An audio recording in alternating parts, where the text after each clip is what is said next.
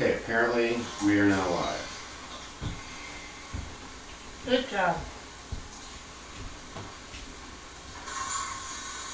Okay, apparently we are now live. Good job. You hit that second mic because you got feedback.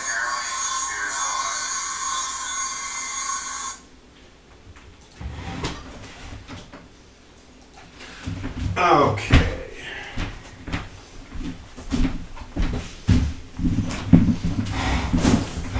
I love it when a plan comes together and when technology works. And when it doesn't, sometimes I say bad words. I was good today. I didn't say any bad words. What was I talking about before we got rudely interrupted by inoperative When technique? nutritionally conscious and traveling, it's hard to find. It's hard to find places to eat. Thank you. Okay, so to get all this in one place, when you're traveling and you're a nutritionally conscious and aware human being, it's hard to find decent food. So sometimes you kind of just get stuck. So we were traveling, I don't even remember where, and we pull up and it's like, okay, where's a restaurant right there. So we pull in a restaurant, go in, and I was kind of wanted something, and it's like, okay, well, I try to do the nutritionally aware thing, and then I try to avoid onions and garlic, and sometimes you just can't. So it's like I was just in a mood for Italian food. And so it's like, okay, I'm going to order lasagna. Like, okay, they come over, hey, have a seat here, we'll get you some water, what else do you want? Here's, I say, no, I'm ready to order. I don't even need to see a menu. I know what I want. Okay, great. What would you like, sir? I want lasagna. The waiter kind of pauses, looks at, but sir, we don't have lasagna here. Well, what do you mean you don't have it? This is a restaurant, right? I saw a sign come in, it said restaurant. I said, yes, but sir, did you see the big words right next to it? Well, what words? I just saw a restaurant, I'm hungry, and I came in and I want lasagna. It says steakhouse. We sell steaks and steak accessories. That's what we have here on our menu, sir, is steak and steak accessories. But what about lasagna? No lasagna. Steak and steak accessories. Well, okay. What about Mexican? No. Steak. Nothing but steak? Well, we have steak accessories. Well, what do you mean by a steak accessory? Well, we have salads. We have baked potatoes. Sometimes we have sauteed vegetables. And sometimes, in addition to steak, we have prime rib. Tonight, you're in luck. We have prime rib. So if you don't want steak, we got the prime rib. Texas toast. Oh, cornbread or Texas toast. That was the other things they said. You're right. I forgot that part. He said, but what about sushi? I love sushi, Japanese food. No. Down the list. Chinese. Do you have like a chow mein? Just no. Steak and steak accessories, and that's it. Can you get that, sir? You can have a London broil, you can have a sirloin steak, you can have a New York steak, you can have a T-bone steak, you can have a filet mignon, and you can have them cooked any way you want. Flame broiled, pan fried, baked in the oven after being seared. How do you want your steak, sir? That's it, steak and steak accessories. So at some point I figured out, okay, these people don't have any of the food I wanted tonight. They've only got steak and steak accessories. And so then you're left with this decision to make. Here I am starving and ravenous, do I leave and go look miles down the road for some other restaurant that has more to offer than just steak and steak accessories? Or do I have a meal of steak with its steak accessories? So that was the night I had the steak. I had the filet mignon. It was good too. I remember that. It was a very good steak, and it came with steak accessories. I've never heard of steak accessories. Well, sometimes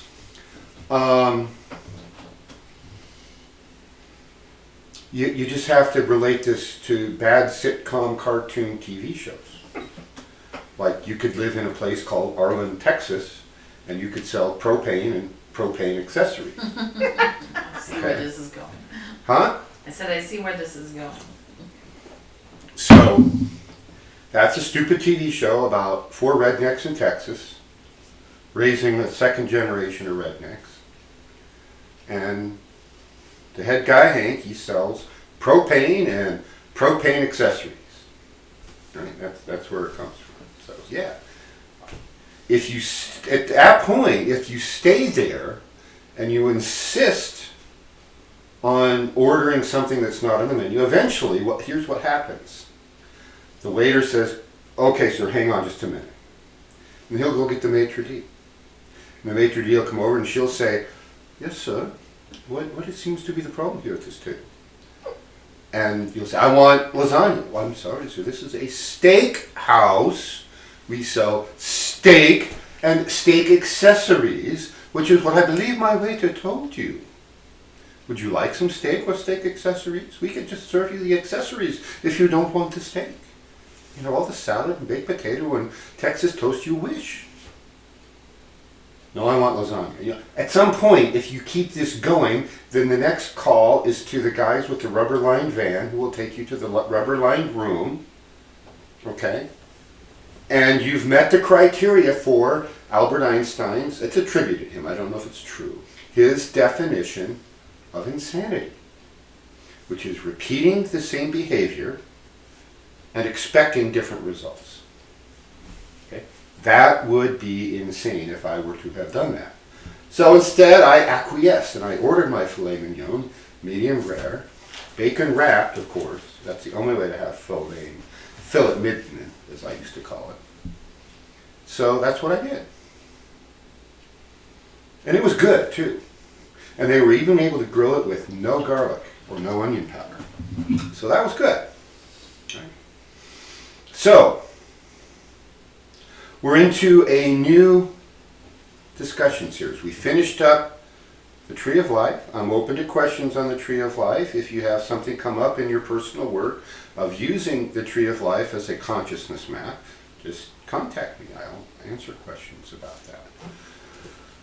And if I don't know the answer, I'll make one up. So, let's get on with it. What did I say this is about? Oh, the humanity experience. Not the human experience. That implies something different.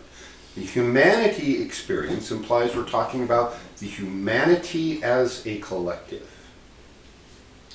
And of course, you're coming to me here in, well, let's call this place Toltec House. I like that. Toltec House. Instead of steakhouse, it's Toltec House. And Toltec accessories. And what? Toltec accessories. We don't talk about that. So, here at Toltec House, we are purveyors of fine Toltec consciousness upgrades and consciousness upgrade accessories. See, you were right, ding ding. That's what we sell here. We don't even sell it. We give it away free and fast. We'll ram it down your throat if you don't run away fast enough. It's totally free. Now we have a few classes here and there that we ask people to pay for. But yeah, you come Monday nights and you'll get your consciousness upgrades and it won't cost you a thing. Well, there's one thing. There is a cost. You have to pay attention if you want your consciousness upgrade and your consciousness upgrade accessories. So, if you don't want consciousness upgrades and the consciousness upgrade accessories, then why are you here? This is not the place if you want something else. We do consciousness upgrades, and the accessories include things like massive and radical changes in your life.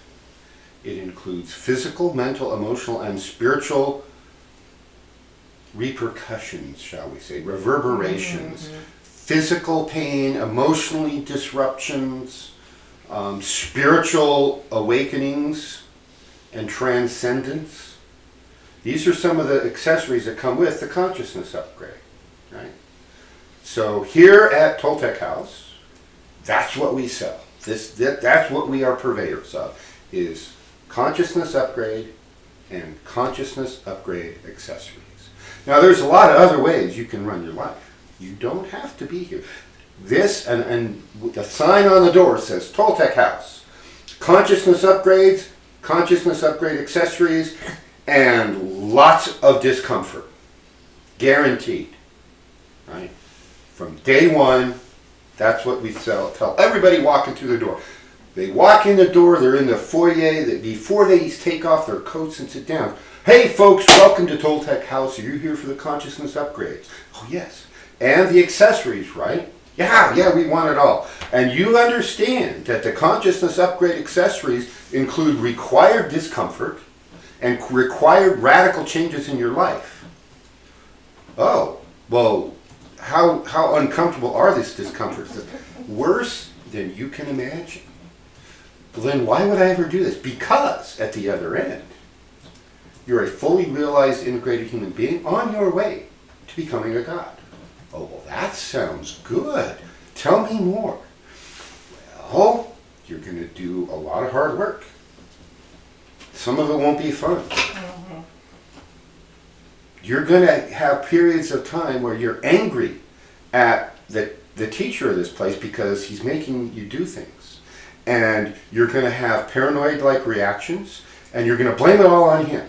And it's right here on page 2 of the manual. You see, right there. So when it I never happens, saw a manual. 6 months, or a year from now, or 2 years from now, and you're going through these physical reverberations, mental anxiety and anguish as all your past fears and, what do you call it, baggage come to the surface and have to be dealt with because you can't carry them forward into this upgraded and transcended form. There's just no room for it because there's too much new consciousness upgrade, and there's a finite space here, right? So you've got to get rid of it, and it'll come up, and when it comes up and you have to look at it and deal with it again, you're going to blame the teacher. I guarantee you that that's what's going to happen. And they think they're talking to the maitre d' at that point, and they don't realize they're talking to the teacher. Then the teacher's the one telling them this. Mm-hmm. And then they come inside, and you come in, and you sit down, oh, you're the teacher. I thought you were the cleanup boy out front. I saw you sweeping the walk. Yeah, I do that too. I'm multi-talented that way. I chop the wood. So I'm the wood chopper as well. And so if you're here at Toltec House and you haven't run away screaming and you signed up for the consciousness upgrade and the consciousness upgrade accessories, then that's what we've got. And lots of it. And if you're here, I know that's what you asked for because we don't have anything else. It's sort of like in Steakhouse, they got steak and steak accessories, right? You want something else? You're in the wrong place. You want that lasagna, you want that sushi, you want that chow mein. Get in your car and drive down the road. The nearest good Chinese restaurant is 35 miles away to the north. Yeah, Bliss Nelly that way. Yeah. So if you're serious about your consciousness upgrade and all its consciousness upgrade accessories, this is what we have here at Toltec House. Question? Maybe you can tell us, a wise one, why we want a consciousness upgrade and how we can use one in this day and age. Okay. Because you agreed to it before you came into this incarnation. That's why. Because you know that one or other of the paths of this serious vertical path work are the only way to get a consciousness upgrade. There is no other way. If you stay here in the horizontal path, in the horizontal plane, and that's perfectly fine for a lot of people. Their soul development, and this is where we're starting to get into humanity, the development of their souls and their essence is such that they need more horizontal plane work. if they try to climb the tree too fast, when they haven't finished level 1 of Video Game Earth, as I sometimes call this place, they will not get very far before they realize, Shazbot, I've got to go down and do this vertical plane work to build my foundation, to make sure it's stable, to fill in all the gaps and check all the boxes so I have all the skills and tools I need as I start to work up the levels, right? So why would you want that? Because really, that's a good question to lead right into what we're going to be talking about for the next many weeks, which is humanity and the history of humanity. And why humanity is here on this planet at this time. And what is time? And what is this planet? And why this planet, not some other planet? What is unique about right here and right now? And why am I here right now? So over the next few weeks, probably not beyond the end of the year, but I won't promise that. I thought the Warrior series was going to go longer than it did. And it finished what we needed, and then we moved on. And then I thought the Tree of Life series was going to be shorter than it was, but it went about twice as long as I originally thought I could get through the material. So I don't know how long this humanity thing is going to go on. It's been going on a few 100,000 years. I don't think it'll take us that long to get through what we in this Toltec school need to get through. I think we can do it in less than a few 100,000 years. I won't guarantee it, but I think so. Part of humanity's purpose is to speed up the evolution of humanity. And we'll get to that. I got more pages of notes than I can count from my meditations on this subject. So why would we want to do it? Well, you're here in the physical plane. What else are you going to do? Right? You're going to come home from work, and you're going to sit down and drink your beer and watch sitcoms, and then do the same thing again tomorrow? I mean, that's it? That's all you got? So, here's an idea. We could evolve humanity into something bigger and better than it was before. So in order to do that, what do we need? Okay, well, I think people got to work together. Okay, check. Okay, we'll get people working together. But, you know what? I think we need to be functioning at a higher level, mentally, emotionally, spiritually. We need more consciousness. Where can I go find some consciousness? Well, you've got it. You're aware. You're a self-aware being, right? Well, yeah, I'm a self-aware being. I know we need to upgrade. It's like I got this 286 laptop, and I need like a Pentium. So let's upgrade. We'll add chips, we'll add memory, we'll add better, what do you call those things? Screens? RAM. Video driver, more RAM, a faster mouse.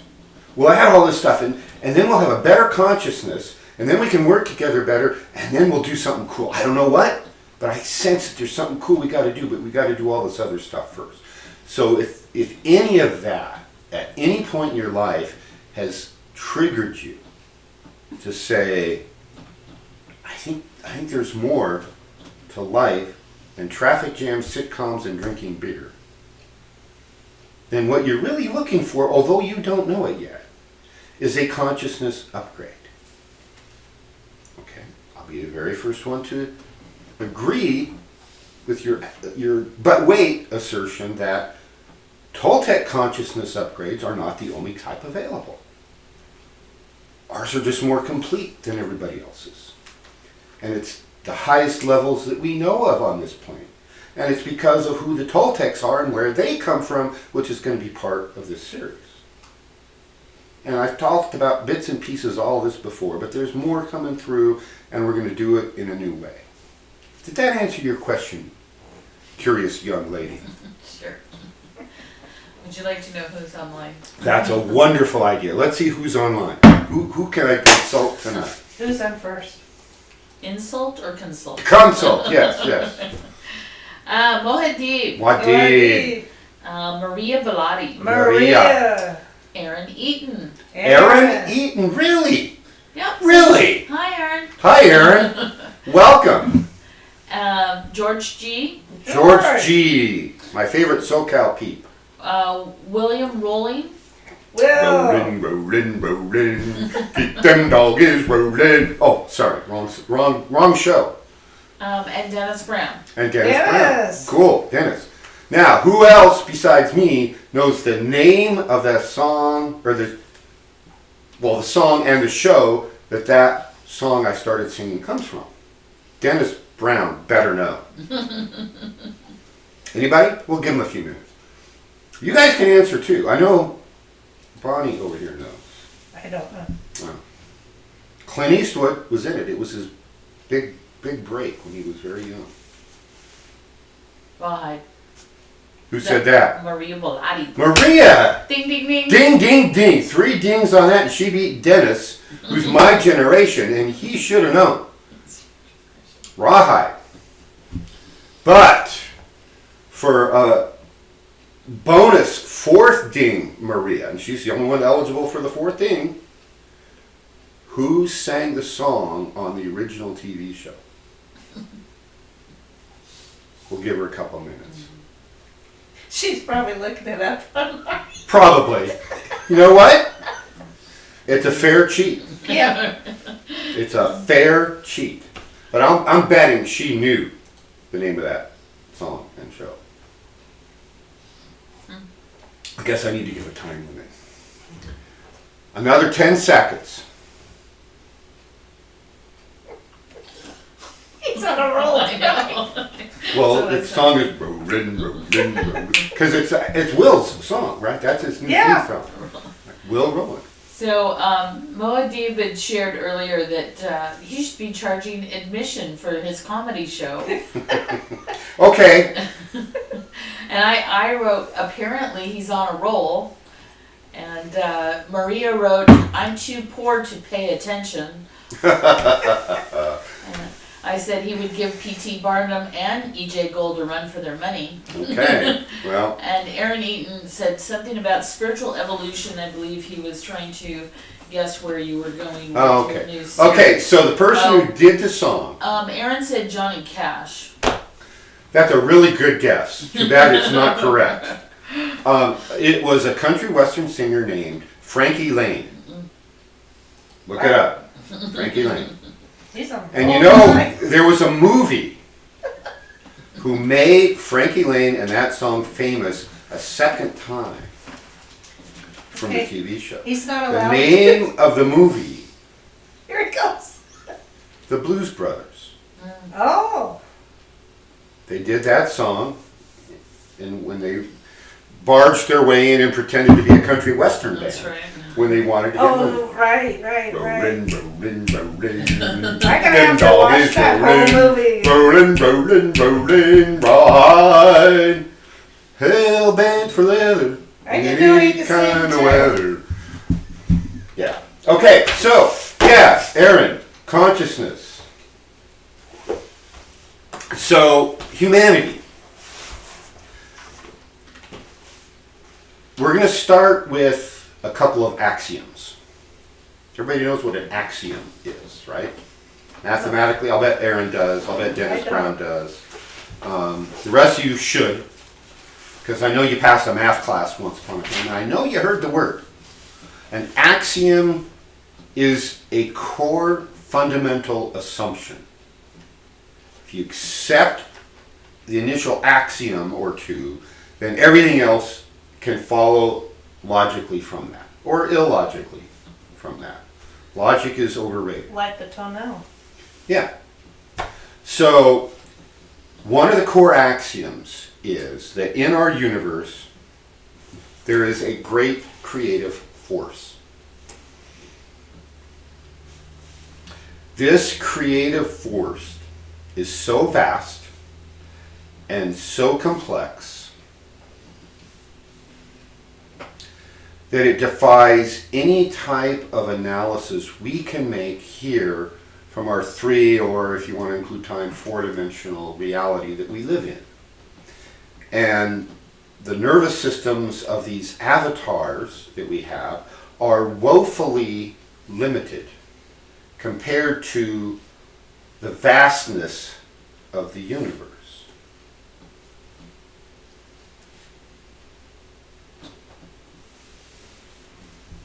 So when we try to figure out what is the universe and who are we and why are we in it and what the heck is going on, it's a lot like the parable of the blind man and the elephant. Everybody know that? One yes, one no. Okay. So the parable of the elephant and the blind man is there's a group of blind men who are given a task of figuring out what this creature is and creating an accurate description of an elephant. And so one of them goes up and he stumbles into a leg. Okay, so an elephant is like the trunk of a tree. Right? Okay, he's done. The other one comes up and feels the sigh. The elephant is like a great wall. And the other one grabs the tail. Oh, an elephant is a rope. Another one gets the tusk. Oh, what is this like? Oh, it's like a long, hard spear or sword. A little bigger around than most, but that's what an elephant is. Somebody else gets the ears. Somebody else gets the trunk. Elephant is like a snake. Oh, the elephant's like a fan.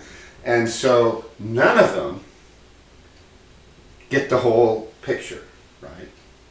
And then at the parable, they all then have to compare notes. And then they go back a second or third time and they each feel all the parts. And then they got, okay, here's what an elephant is. Right. So out there in the universe, there's an infinite amount of chaos and energy and intelligence. And so we come up with names for this. And every culture has a different name for the vast creative force and intelligence of the universe.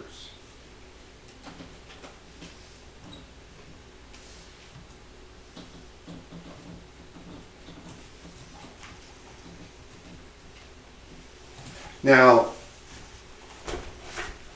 this creative force is actually creating the universe we live in.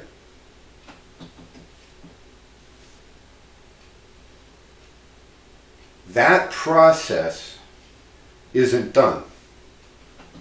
In fact, some estimates are that it's barely begun.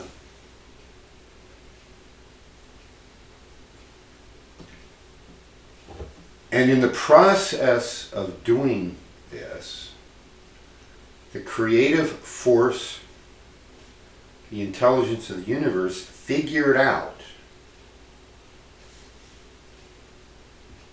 that to produce this physical universe and then have something happen in the physical universe, the creative force needs to be down here, down the frequency scale, that is, in the physical universe. But it can't leave its post out here at the top end of the frequency scale, outside this creation that it's trying to create. In other words, the creative intelligence of the universe has to be in multiple places at the same time. How are we going to do that? That's the problem facing us, or facing the creative force of the universe, who came up with a clever solution.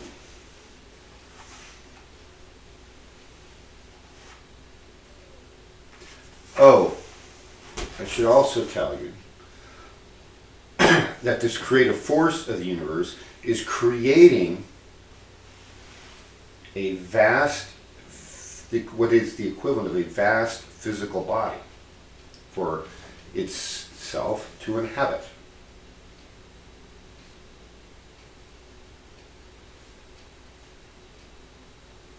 Now, this vast physical body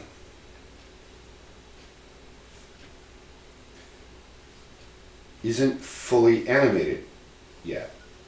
It's not awake, it's not intelligent, it's not cognating, and it's not yet self-aware. So that's part of the problem, is how do you do that when you can only turn it on from the inside, but the creative intelligence is outside.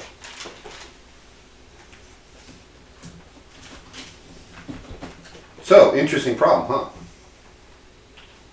Mm-hmm.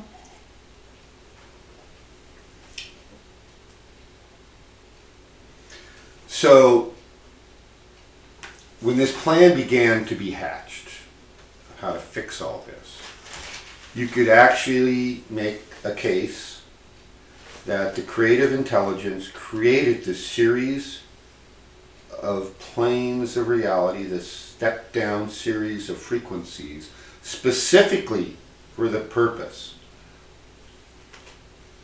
of getting at least a part of itself into position to be able to work from the inside. So you want to rob the bank, you send somebody in to become an employee of the bank to learn all the secrets of the bank, and then when the bank gets robbed, it's an inside job, right? You have an accomplice inside.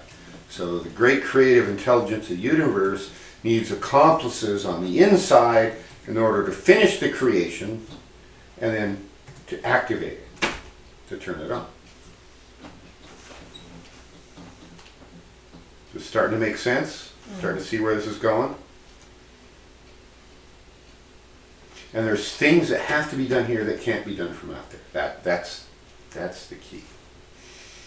So, in ancient scriptures, this is partially mentioned. Like the Popol Vuh, where beings were created, but they couldn't worship the gods. They couldn't communicate with the gods, and so the gods wiped them out. Well, let's try the next version, and over, right? And that's not the only ancient scripture that talks about this. But there's something missing from a lot of those scriptures, which is those scriptures are written from the point of view of being down here. They're not written from the point of view of being up there. So they're missing part of the story. They don't have a high enough perspective. Okay. So in various ways, humanity has been given the fullness of the story, but we don't like it. So we've ignored it, we've lost it, we've burned the books, whatever. The purpose of them saying, oh, they couldn't worship the gods. It's really not worship the gods that was the issue. If you're the creator of the universe, it's not like you have an ego trip where you need these small beings you've created to worship you. Like, you already know you're the creator of the universe. What they need is they need these beings that they've created to follow the instructions they were given.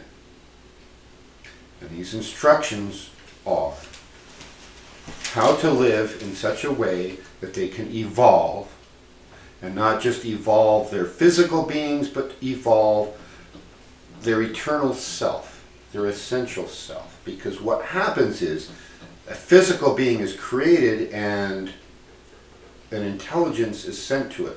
It's like the ocean. And somebody takes a cup of the ocean and puts it inside the robot, and then, it's an electrolyte, it makes the robot work. But if you forget that that's really part of the ocean, and you just think of salt water, whatever, and you forget that there's this connection, and that's what keeps happening, right? We keep forgetting that there's something bigger than us, and humanity right now is at a point where we're really ego-based. And it's all about us. And we're trying really hard to stamp out that divine creator of the intelligent universe. Let's just write him out of the script.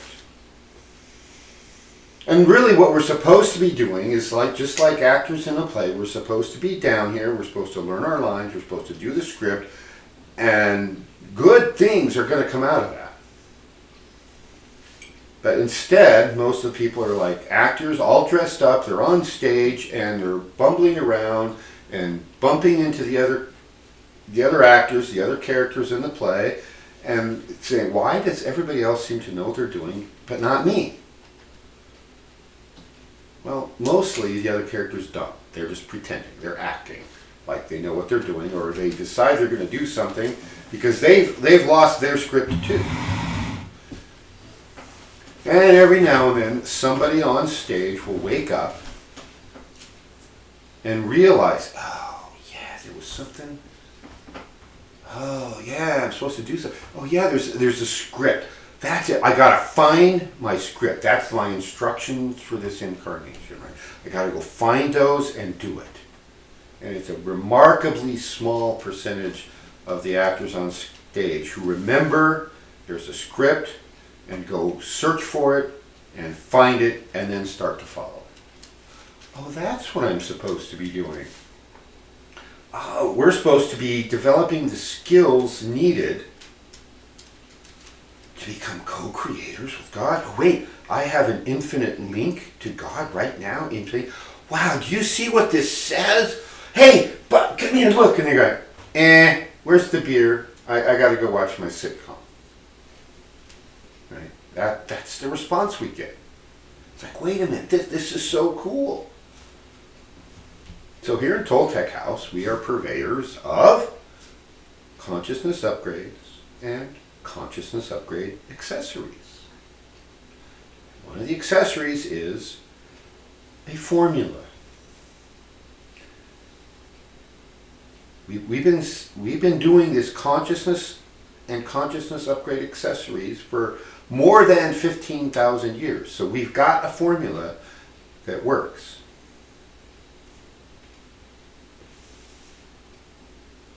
And the first step in the formula is step one, develop all the skills to help you find your script. Here I'm calling the script your true will, your true purpose for this incarnation. The script, your true purpose for this incarnation is what I'm calling a script. You got to find that. And to find it, you need skills. And to get those skills, it's part of the consciousness upgrade. So there's a little bit of a circular thing here that you just have to kind of jump on the merry-go-round and keep your balance for a while as you go through these horrible reverberations that are a side effect of the consciousness upgrade, accessories, etc. And then you get your script, you go, oh, that makes it all clear. I was such an idiot. I was just running around and drinking beer and watching sitcoms, and there was all this cool stuff I could be doing instead.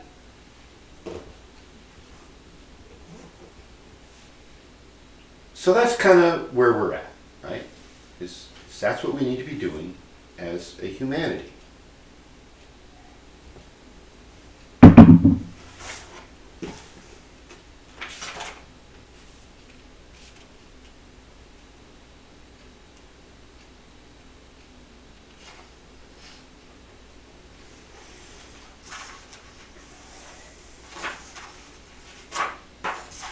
So, when you think about the vast amount of planning that this process took, and the more you learn about this process, it becomes so awe-inspiring as to be staggering when you think about how much there goes in to the creation of one human being. we look out with our photon detectors that we have built in as an extension of our nervous system, and we see physical bodies of the humans. Feels physical. I could knock myself out, I could knock other people out, they could knock me out, I could knock them out. So yeah, it's physical, right? Whole systems of martial arts exist dedicated on the proposition that I can render an assailant unconscious. And that's one of the things I do, is I teach you how to disable someone in 3 seconds or less. But it only works because we have physical bodies. It's a lot harder if it's purely energetic. Much harder, in fact. So,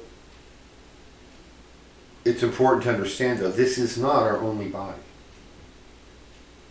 We have energy bodies, also known as light bodies. We have an etheric body, an astral body, a mental body, a causal body, a spiritual body, a divine body. A whole set of them. And then within our physical body, we have organs, and organs are made of cells. And the average human being has about 5 billion cells. And each cell is a little tiny electric battery. And that electric battery is self-generating because it has a link to the quantum field of the universe. And the link is a little tiny molecule in a double helical spiral that we call DNA, which is, among other things, it's a library. DNA is a library that tells the physical body how to build itself originally when the first 2 cells unite, and how to repair itself ad infinitum, meaning out to infinity. If you give it what it needs, you take away what it doesn't, and occasionally you have to kickstart it. And once that process is going, it's intended to be self-replicating. There should, in theory, be no limit to that. But we've kind of lost that formula too, but that's another story for another day. And now we're limited to somewhere between 120 and 150 years. And there's ways of extending that. But they're complicated and hard work. So this is a side, what do you call it? A side path off a side path of the consciousness upgrade accessories. Is how to extend that lifespan and the hard work that's involved in that. We can talk about that another time. Yes, question? Well, first I neglected to mention that Angela22 was online. Oh, hi, Angela22. Hello. And Maria asked what the causal body is. Okay, the causal body is the one above the mental body, next plane up, so it's associated with the sphere of Ditzak. And the name kind of tells you what it does. Cause. It causes something.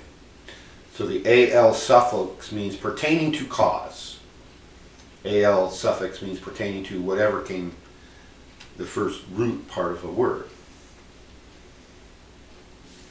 So mental, the AL really means pertaining to mentation or thinking, as an example.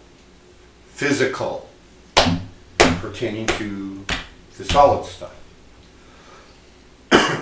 So the causal body is once the ideas have been floating around in the ethers and floating around in the higher planes, and you've kind of, in your higher bodies, got something coalesced. Well, I think I want to do this. It's your causal body that kind of assembles these vague ideas into a blueprint and sends it downstream to your other bodies to be implemented. It's the source kind of the first cause that causes through the mental body, the astral body, the etheric body into the physical body. It causes things to happen. I hope that answers your question. That's a short answer. It's like a mechanism of action. Say again? Like a mechanism Yeah. of action? It's the finger that stacks up all the dominoes and then clicks the first one. And then the whole chain of dominoes follows up. So think of the causal body like that.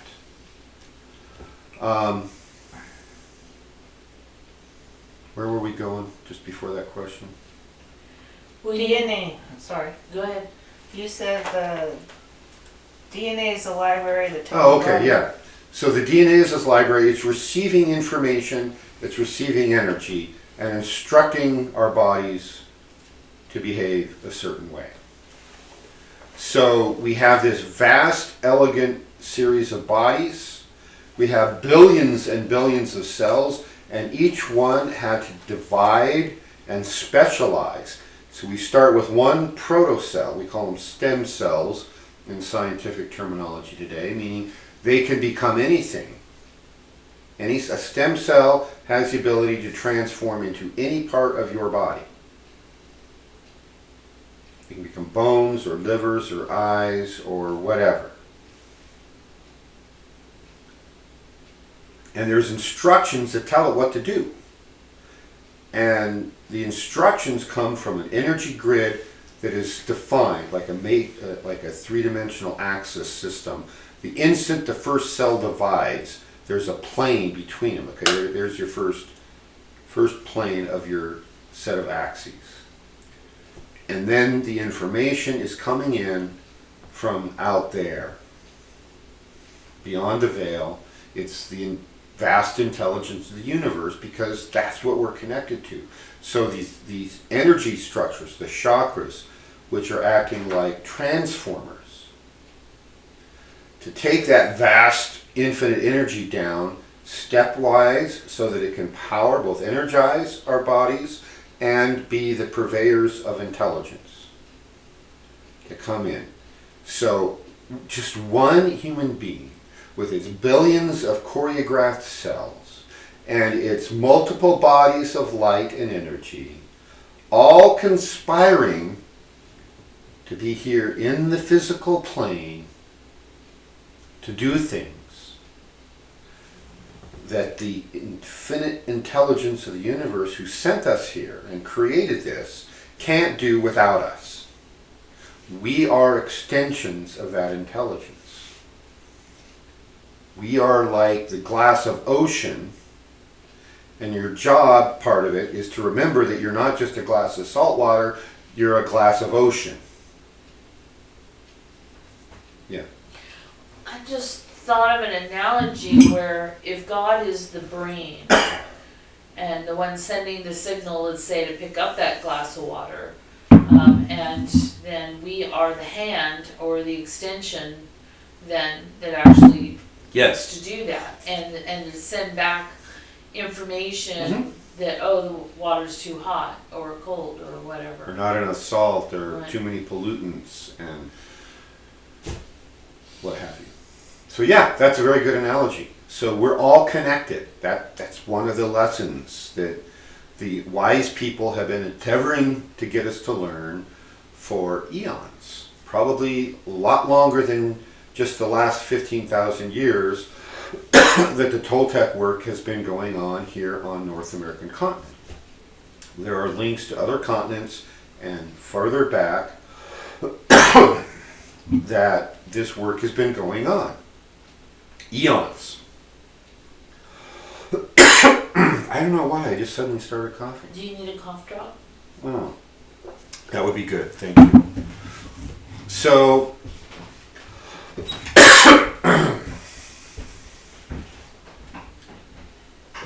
what I want you to take away from this part of the discussion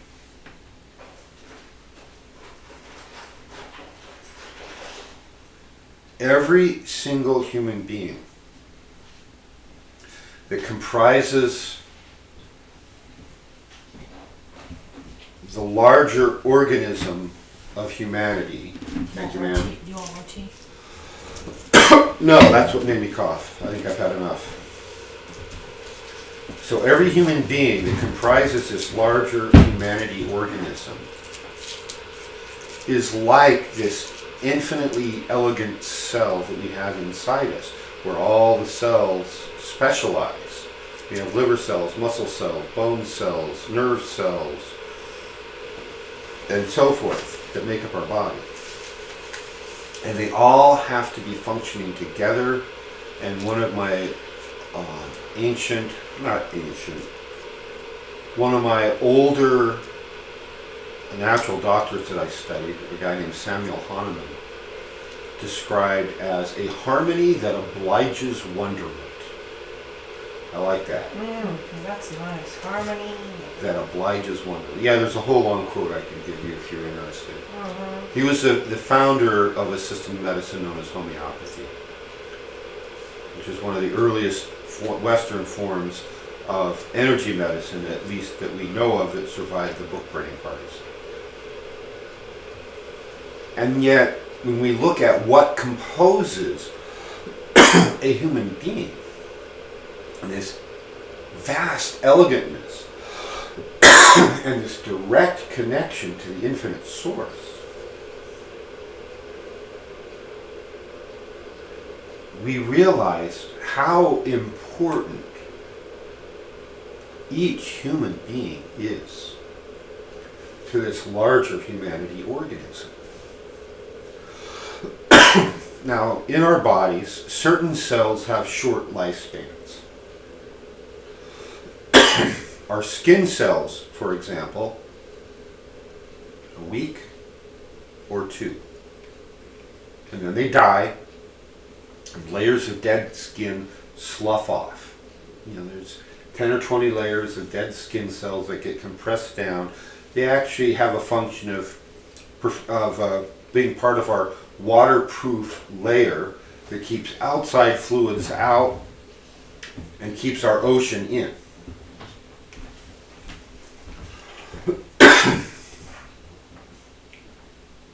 Stomach lining cells have the shortest lifespan. It's a day. Wow. Well, the stomach's full of acid. And the acid does eat away your stomach lining, but it does so at the same rate that you make new stomach lining. Unless you turn off your ability to make new stomach lining and develop raw spots eating through the wall of your stomach that we call ulcers. So there's ways of fixing that, very simple, straightforward. And number one is stop drinking coffee. Number two is stop having stress. And number three is start giving your body the nutrients it needs to make more stomach lining. You do that and your ulcers go away quickly. 25 years ago, I learned that the hard way. I got ulcers and I learned how to fix it completely naturally, and I did.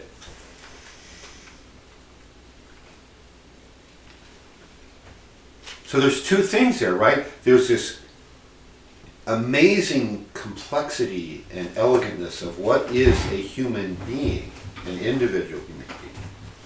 And then the even vaster, elegant, and intricate interconnection of all the human beings that make up humanity. What I call in my writings the humanity organism. We are supposed to be functioning as a unified body. And rather than get angry at other cells in the humanity organism because they're not just like us, darn it, imagine a body, a human body, that had muscle cells only.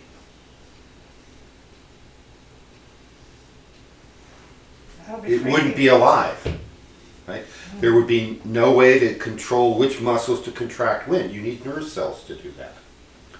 There would be no way to get it food because you have specialized cells that detect food and eat food and digest food and route the food to all the other cells.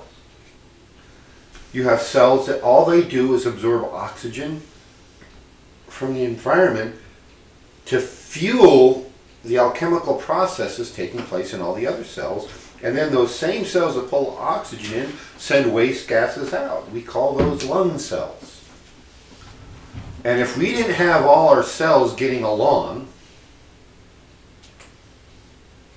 we have a disease in our body, and the most common one when that happens is something called cancer. That's where all the cells stop cooperating with other cells, and all they do is eat and reproduce, kind of like the sitcom watchers. No, I don't want that. I only want this. Thank you for reminding me. Apparently, if you're a sitcom watcher, you're in the wrong restaurant. Well, basically, yeah. Lasagna. If you want lasagna or you want fast food burgers, this is Toltec House. Here we serve consciousness upgrades and consciousness upgrade accessories. That's what we serve. What's the cat doing? Well, if he rolls, he's gonna take that wire with him. Oh, Kitty, Cat, get out of move. there. Go on. We got to remember to lock her up. I need to add that to our checklist. Serenity's online and says hi. Hi, Serenity. We miss you.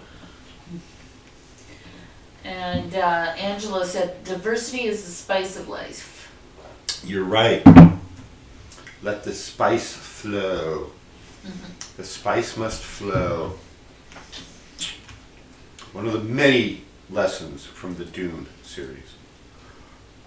So, yeah, we need to, rather than get angry with the fact that our liver cells are different than our muscle cells, we need to rejoice in the fact that we have liver cells and muscle cells and nerve cells, etc. And that's the same with humanity and our humanity organism. We need diversity. We need people of all types doing all things. I'm a really lousy plumber, and I'm not a very good auto mechanic. So, hallelujah to you plumbers and auto mechanics out there, because I'd be walking. Okay? I can change tires and I can change oil. And did I say I could change tires and I can change oil on my car? Yeah, I can pump gas into it. And I know how to turn it on. And I know how to do the gear shifting and the gas pedal. I'm not sure what that other pedal next to the gas pedal is yet, but I can press that gas pedal down, let me tell you. So I'm really grateful that there's auto mechanics out there who know what all those other pedals are for and how to make the rest of the gizmos work. That's just the truck accessories. Yeah, that's the automobile accessories, right? So we need that diversity. And we need to understand that nobody's here by accident. In this process alluded to in the Popol Vuh, it talks about groups of humanity that have come and gone. In a lot of the other esoteric writings, we talk about groups of humanity or human-like beings that have come and gone. Some of those writings call them root races. That's the roots of humanity. Depending on whose writings you want to listen to, and there's a lot of different ones, and no two of them agree. Well, maybe two agree because they copy each other. But you'll find that in the esoteric world, somebody will write something and it'll be the best thing that's come along, and other people will copy them. And then 100 years later, people figured out that, oh, well, here's his private library. He wrote something else. And he even says in the private library that here's the truth, but I'm putting out this false information to mislead the uninitiated and the unworthy. And that's the stuff that gets copied. So MacGregor Mathers did some of that. He was the founder of the Golden Dawn organization back in the 1870s. And so those kind of errors propagate. You see it through esoteric literature. You see it when talking about true human history. You see it in the Tarot. You see it in Tree of Life literature. That was the thing. You withheld the secrets. You were, as Aleister Crowley once said, they swore me to tolerable oaths and then committed to my safekeeping the Hebrew alphabet. he was kind of ticked about that. And so he completely undermined the Golden Dawn by publishing everything. All their secret out. He kind of did that to the Golden Dawn because of the way they treated him. And But I can't- now that with all the false news, you don't know what to believe, and so it's watered everything down to the point where even if you were given the secrets to the universe without it being changed, you wouldn't know any better. Yeah, you would. You know why? Why? Because you're in a restaurant that serves Toltec consciousness upgrades and I consciousness knew he was gonna upgrade say that. accessories. See, it's working. Right. She knew I was going to say that. And one of the consciousness upgrade accessories you develop, which you already have, I don't know if you're using it this way, is you have the ability to tap into a portion of the macro dimensions known as The Akashic Records. ding, ding, ding. Yes. And when you go there, you get to look for yourself.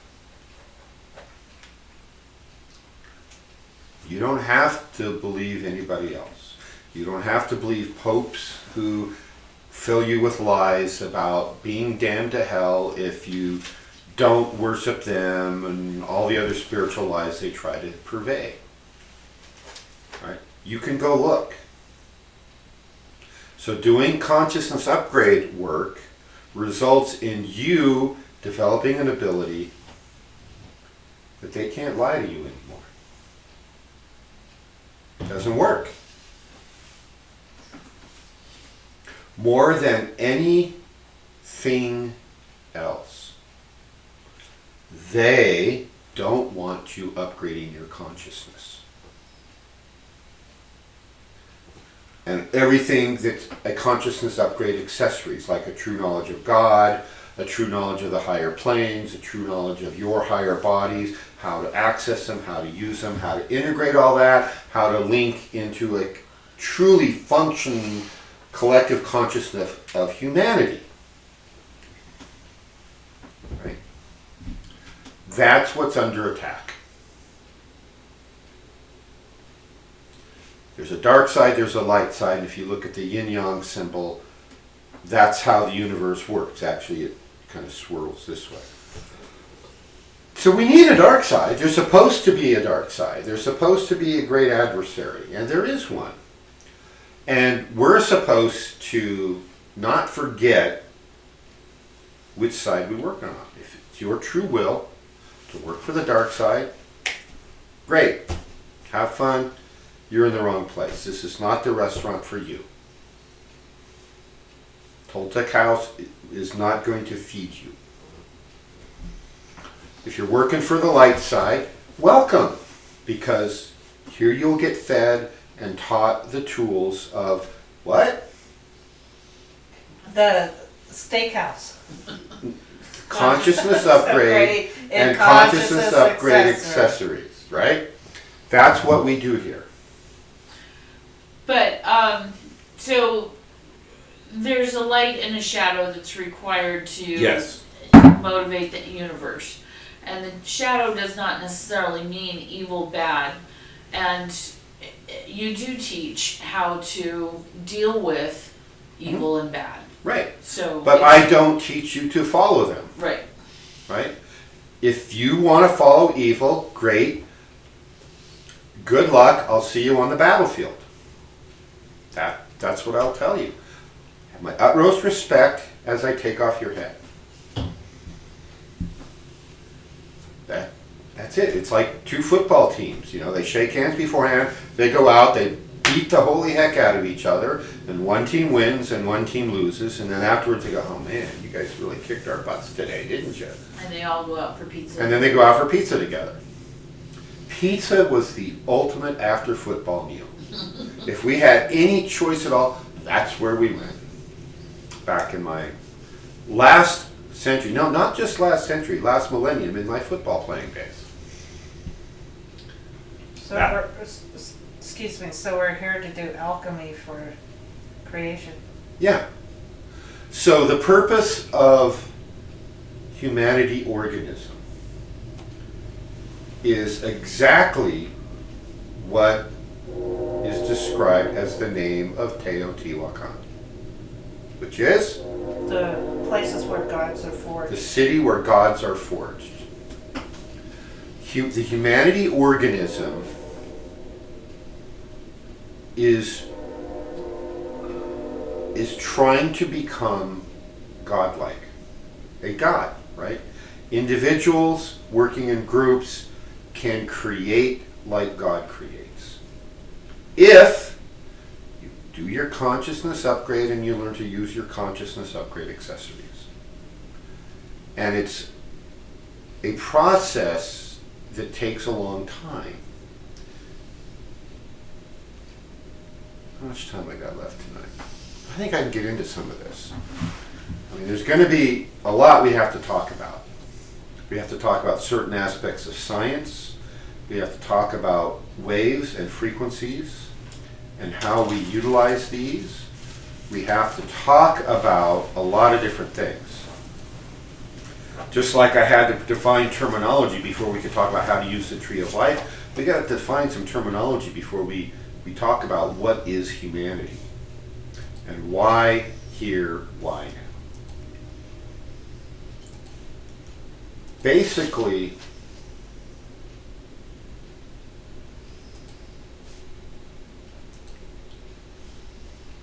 we're working evolution proactively from two directions. Top down and bottom up. Bottoms up evolution is what most people think of when you say evolution. It's what gets certain major church religions gets their knickers in a twist. When they have this very simple-minded creation versus evolution model, and that if you're doing creation, you can't have evolution. If you're doing evolution, you can't have creation. They're referring in those models to a bottoms up, meaning somehow the universe started. We won't talk about that. We'll just refer to a Big Bang, but we won't talk about how that happened.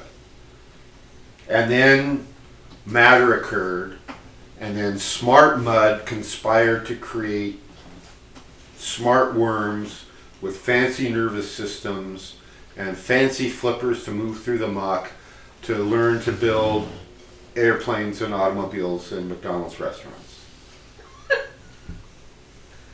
Could happen. The golden arches.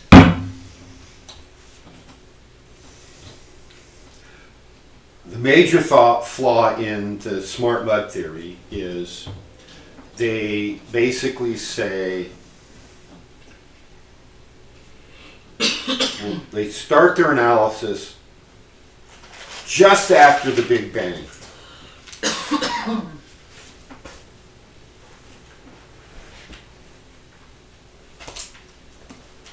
And then they run their models forward, they run their simulations forward, and here we go, right? So, for that limited view, scientific view of the universe, their core axiom is, well, a Big Bang happened and here's how the universe is. But they don't talk about how the Big Bang happened or what came before that. Mm-hmm. That they've drawn this line in the sand and they don't go beyond that. No, we don't go before that. It's just right here. That's their flaw.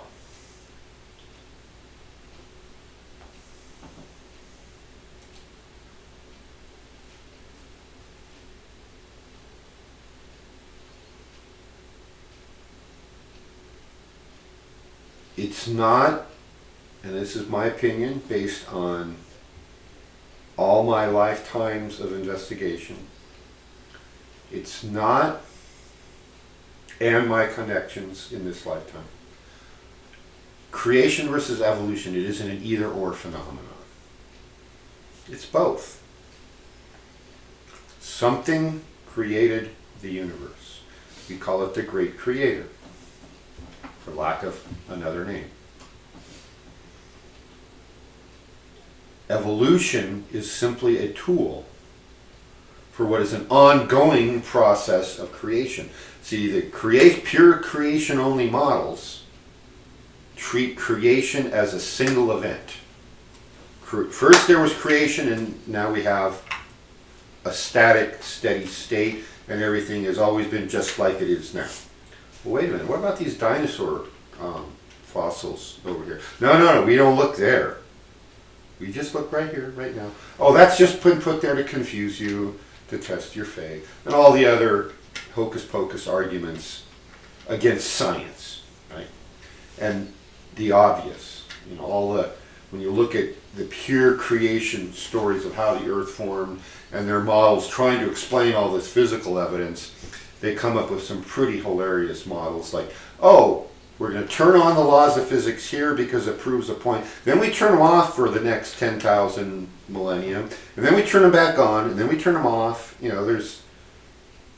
universe doesn't work that way. If you doubt me, go look in the Akashic records. Just go look.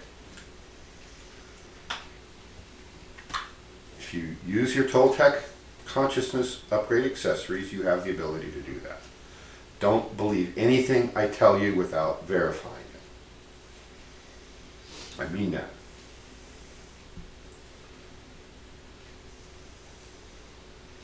So creation is an ongoing process. Evolution is an ongoing process.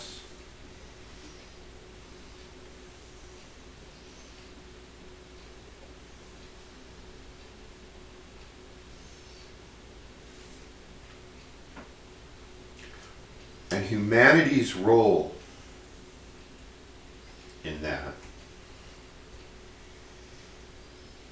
is to be the instruments here on the ground plane, the instruments of the Creator. So this evolution I'm talking about, this two-directional evolution, is here at the ground level. Part of our job is to upgrade our physical machines. We use in this Toltec world inputs from whoever's got the best juice. And one of the people with some really good juice is E.J. Gold, and his terminology for the physical body is the human biological machine. This is the avatar that's been inhabited by an eternal essence. That's the energetic part of us that is eternal. And so,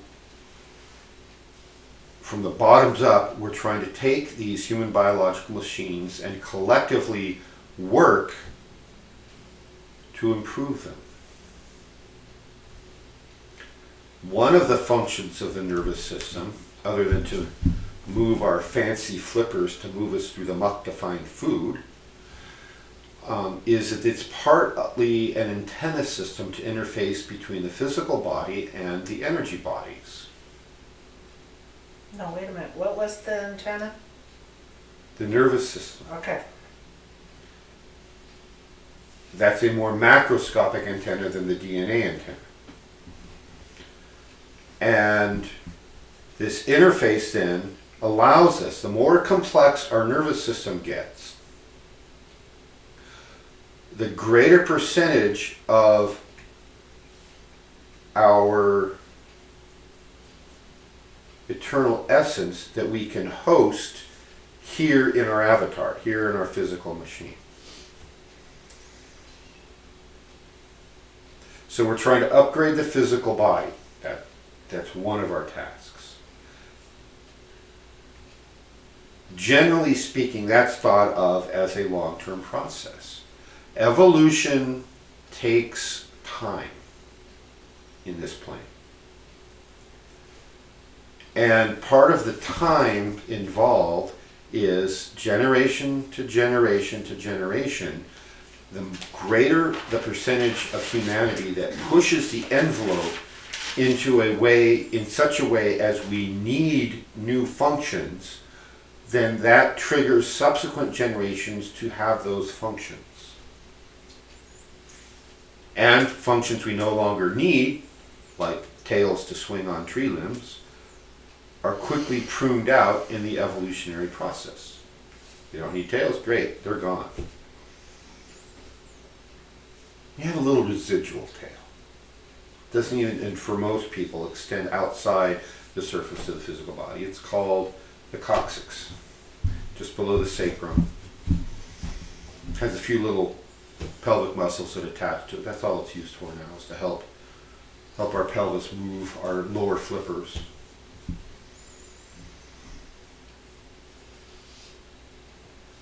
So that's one of the functions of this bottoms-up evolution, is to create more complex bodies. Well, over time, the Toltecs found that some of that can be done in one lifetime. It's not just generation to generation. It's like, okay, all right, you do your work here, come back in 1,000 years in a new life, and then we'll have upgraded bodies. No, you can upgrade certain things right now, especially your nervous system. Every new skill you learn creates new neural pathways, and you have a new physical body. And the more skills you learn, the wider variety of skills you learn, the more complex your nervous system is, the greater percentage of your essential self you can host right now in this lifetime. You can learn new physical skills. We're not born knowing much, in terms of physical skills. We have to learn to control our flippers. That we learn after we get here. We're not really born doing that. We're born with a sucking mechanism so that we can ingest mother's milk and keep us alive and finish growing. And that's one of the few. We're born with all the reflexes. As soon as the nervous system develops, right? Because we don't have all our nerves fully functional at birth. That takes development.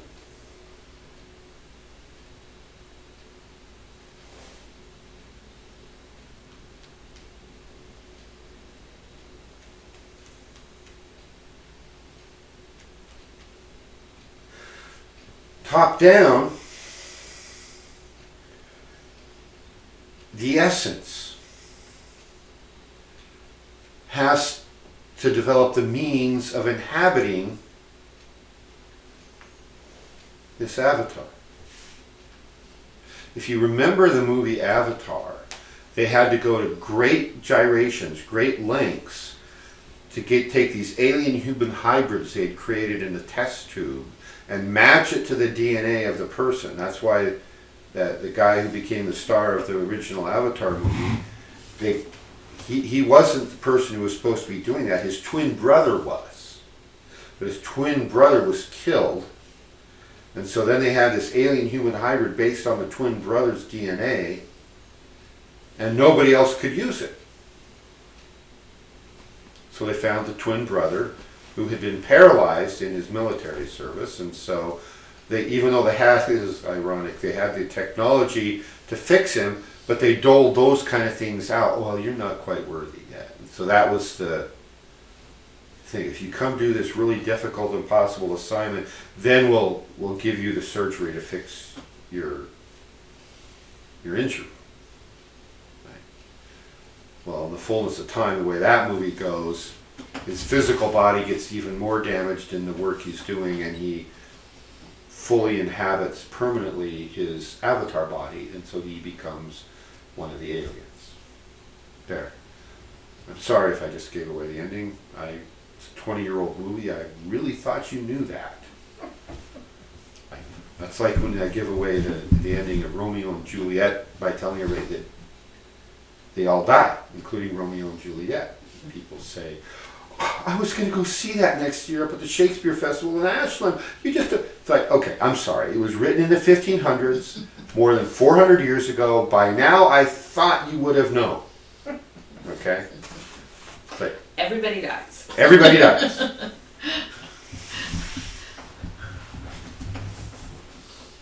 So the essence, right now, our essential self is just like, oh man, how slow is this? I mean, it's got these little flippers and they work right, and there's all these physical design flaws, and you know, they've got the waste system connected to the pleasure system, and it's like, what the heck? Who designed this? And the great creator says, well, what makes you think I'm done? And you want it to go faster? Get to work. Okay.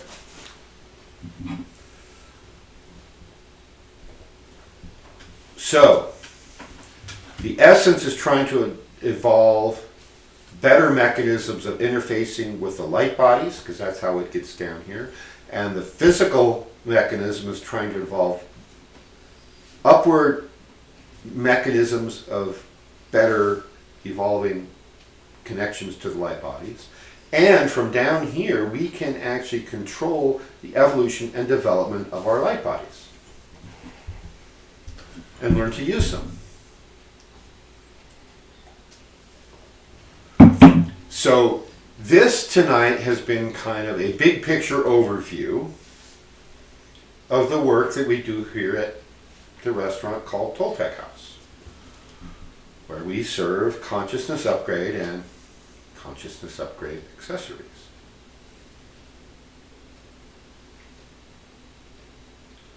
So we're going to talk next week a little more about the science of this humanity thing, ourselves, and start talking about the humanity organism. We'll probably talk a little bit about other collective organisms that we know of, like anthills and beehives. The beehive, of course, is used in a lot of esoteric circles as a model for a collective organism. It's a model of how humanity is supposed to be working.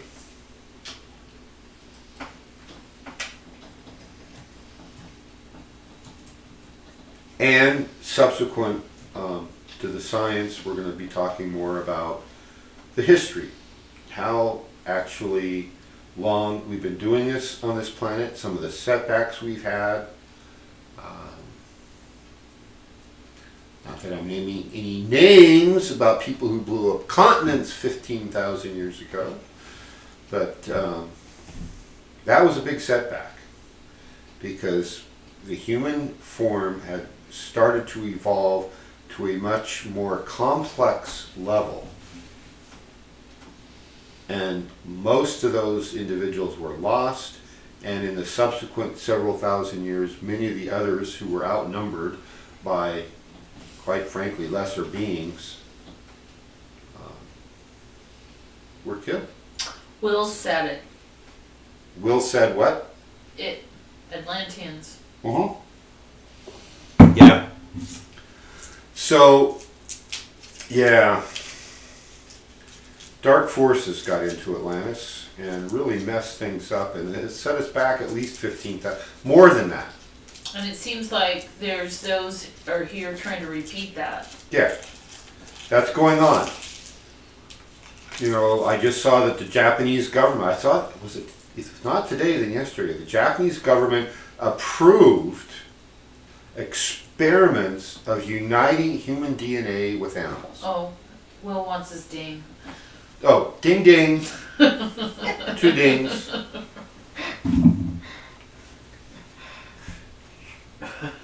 Rollin', rollin', rollin'. Keep them doggies rollin'. And then when you're ready, Maria has a question. She says from last week, but it seems like it kind of dovetails where you're at with. Okay, just a few minutes and I'll take questions. Okay. It set us back more than 15,000 years.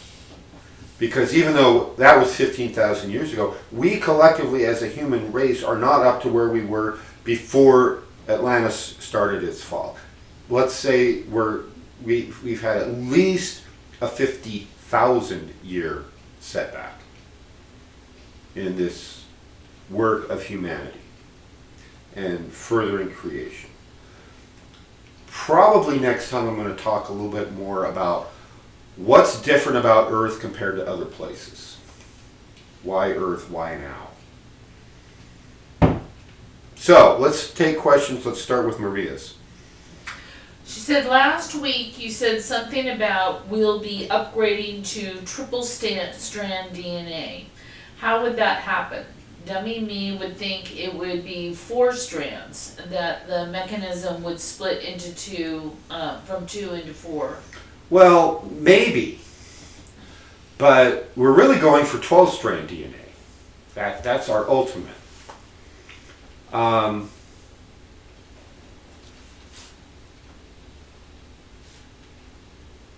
guess the short answer is, I don't know. I haven't sat down and figured out how humanity organism is going to upgrade its DNA. I'm getting people to struggling valiantly to come to Toltec House restaurant and order some consciousness upgrade and consciousness upgrade accessories. That's where I'm working right now.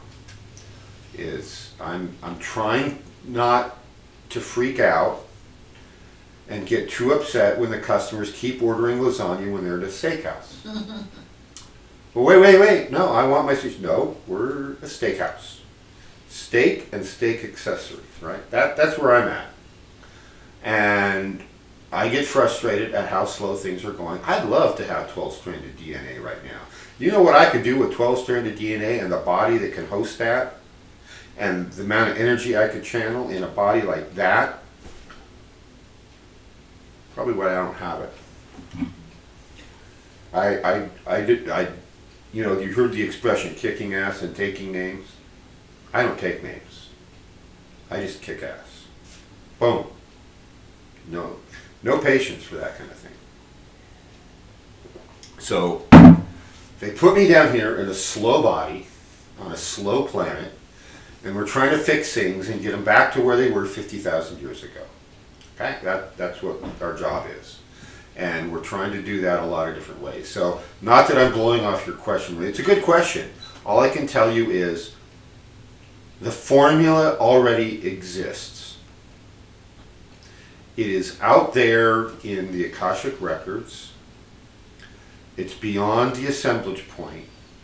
And it can be brought through when a critical mass of humanity, we get enough cells in the humanity organism working synchronistically in resonance, doing the physics equivalent of coherent light versus random light, meaning a laser versus just normal light. That's what we need humanity to be doing. The answer to that question, whether it's 3 strands, 4 strands, or whatever strands, it's already there. The model is there. It's out there, probably just beyond the causal plane. And we can collectively bring it through, but I think it takes a lot more than one person to bring that through. We can go look. So why don't we pog and go look? Well, we can pog and go look, and then we need a big pog to bring it through, to make it happen. And we're still trying to get people to stop drinking beer and stop watching sitcoms and stop eating McDonald's. Question over there. So, not that I'm any kind of mathematician or anything, but it does seem like 2 into 4 is kind of a linear perspective, and that what we're talking about here is spiraling, and that going from a double spiral, so in the case of like a, what do you call it, a yin-yang symbol, Mm-hmm. the next evolution is then to a triple spiral. Mhm. And so that would involve geometry. Right. So, yeah, in Celtic artwork, for example, we have double spirals and we have triple spirals, and then there's quadruple spirals. And exactly what the mechanism of action is for converting our DNA, I don't know. So what if you do like a yantra type meditation of looking at a triple spiral? Let me know how that goes. I like it. It's a good idea. Go do it. Or start with the double helix and then, No, go do what you said. yeah. Follow your intuition. That was what came to you. Go do that. Okay. And bring a report back next week. Okay. I have to find a triple spiral. Get online. There's a There's one thing out there on the wall. called a computer, or there's one hanging on the wall right there. Yeah, I've been staring at that all night. The labyrinth is the triple spiral. Yeah, you've Okay. walked it.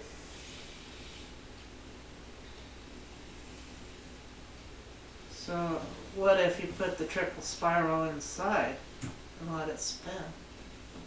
Do it. Like I said, give us a What report. If you're Okay. still on this planet, give us a report. If you're not, then send instructions back. So I have a question about you. You state to look at the Akasha records. Is that my individual Akasha records or the Akasha records of humanity? You can go look at humanity. You just have to have a good reason. It has to be more than just idle curiosity. Remember my description of what's the difference between a good question and a not good question? Right? To get to go before God, before the throne, they open the door, they let you in, and you get one question. This is a theoretical thought question, right? Because you can actually do this anytime you want, and you get more than that. But if you're at the throne of God and you get to ask one question, what's it going to be? Is it going to be a profound question that the answer can change your life and change the course of humanity? Or is it going to be, why do some belly buttons go in and some go out? You know what his answer is going to be on that? It just happens. What's an accident? That's what you came to ask me? Like, I don't know, I just created you guys. I can't tell everything you do. Right? Yeah. There's a certain amount of variability, and well, so make it a good question when you go meditate. And when you go to the Akashic Records and you want to know the future of humanity, you want to know how to interface with all this stuff, ask a Okay. good question. Okay. So Aaron has a question. Yes, sir. When there are monks who eat right, meditate endlessly for decades, what are we missing in evolving our DNA when theirs isn't changing to the best of my knowledge? There's is probably not changing to the best of the knowledge, and part of what's missing is the stress of the cauldron. It's the transformer's fire. It's putting yourself into the fire voluntarily. We need that stress. It's like the process of converting iron to steel, Aaron, is the iron just sitting on the shelf meditating and somebody polishing its surface will never convert the iron to steel. You got to put it in the fire and you heat it and you drive off the impurities and then you pound it. You need that heat and pressure and repetition. Heat, pounding, repeat. Heat, pounding, repeat. And so the pure eaters and the meditators, that's a great first 2 steps of a 100-step process. That's a great first 2 steps. I don't know if you understand this part of the history of monks, but the Shaolin Temple, which is basically the source of all Asian martial arts that we know of today, they got their start when meditating monks combined their meditative spiritual work with intense physical training. They started putting themselves into the refiner's fire. And they made faster progress spiritually and faster progress physically. So whether you take up martial arts or whether you take up the Toltec path or whether you take up some other path, you need to push yourself physically, spiritually, mentally, emotionally, and you need to align yourself with something higher. A bit like sitting in the east. Yeah. So you have to continually push yourself. And my observations of Zen meditation, I'm specifically using that one because they're the ones who like to just sit and achieve. For them, the end product is to achieve that state of no mind. That's their end point. For most other serious spiritual work, achieving the state of no mind is the starting point. Because then when you understand the map of consciousness and you've achieved that state of no mind, you're at a very particular point with your consciousness on the tree of life, and that's when you connect to something higher. That's when you can start to really work. So I hope that answers your question. Any other questions on that? Angela had made a statement that she was thinking how to activate the DNA strands. Could it be something to do with photosynthesis, as in eating right, more foods that have light? Where we were talking about where are talking in more photosynthesis. Okay. Photosynthesis is a capability of the plant kingdom to convert light into energy. We are in a biological machine that is not capable of photosynthesis.